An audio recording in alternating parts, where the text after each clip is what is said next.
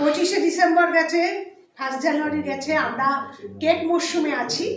তা সেই কেকেরই একটি কবিতা, দীপঙ্কর বেরার কবিতা কেক। আমার এক টুকরো কেক দিবি?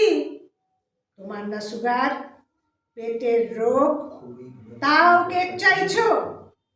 এমন বাচ্চাদের মতন করো না ঠাম্মা।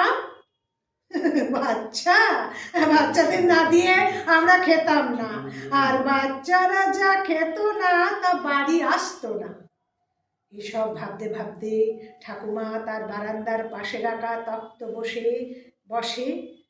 খুব শীত, সামনে 25শে ডিসেম্বর।